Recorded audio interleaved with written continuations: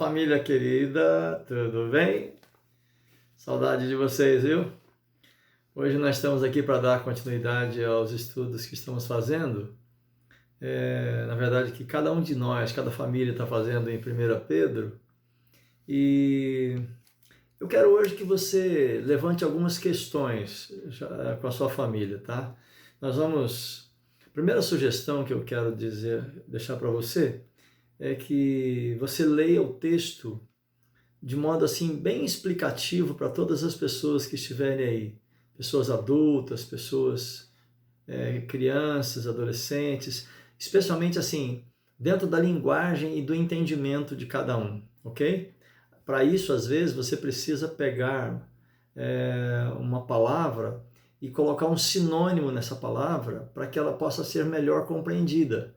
Então, eu te aconselho a ler o texto antes, você que vai cuidar do culto doméstico de hoje, que você leia o texto antes e analise se tudo é de fácil compreensão, tá bom?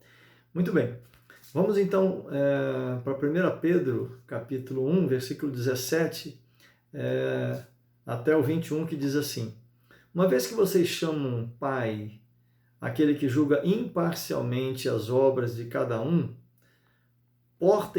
comportem-se com temor durante o tempo da vida de vocês nesta terra, pois vocês sabem que não foi por meio de coisas perecíveis, como prata e ouro, que vocês foram resgatados da sua maneira vazia de viver, transmitida por seus antepassados, mas foram resgatados pelo precioso sangue de Jesus Cristo, como de um cordeiro sem mancha, sem defeito, conhecido antes da criação do mundo e revelado nesses últimos tempos em favor de vocês.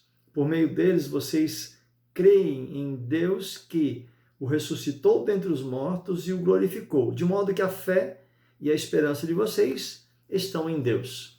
Muito bem. Ao ler esse texto, algumas questões elas precisam saltar ao nosso coração. Elas precisam nos levar a pensar em algumas questões.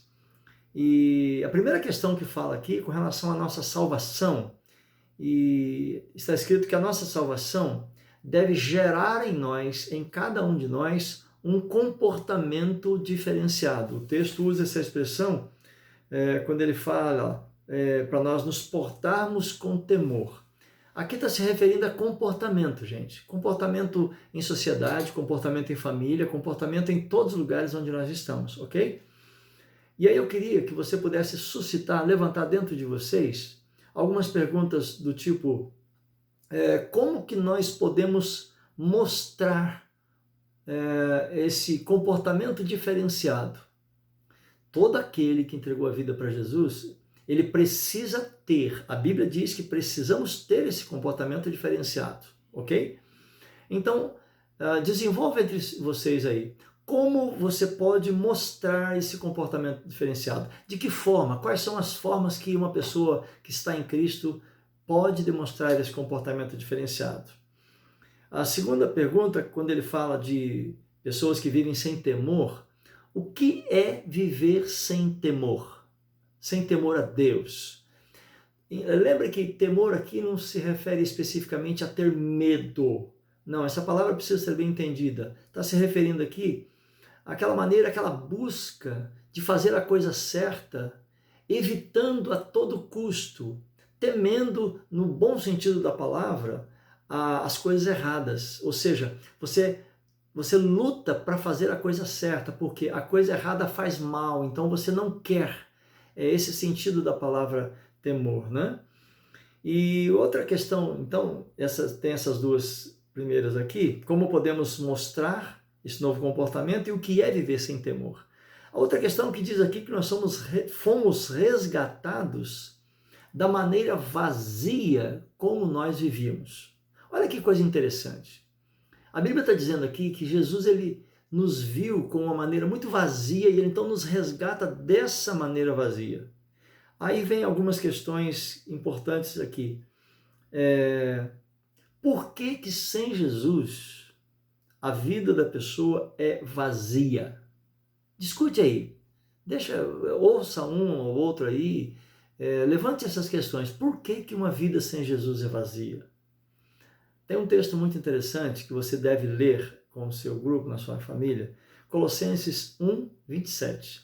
Lá está escrito que Cristo em mim, Cristo em nós, é a esperança da glória.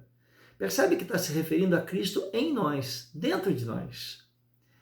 Significa que, se vivemos de forma vazia, Jesus ele vem então e ele preenche esse vazio. Por quê?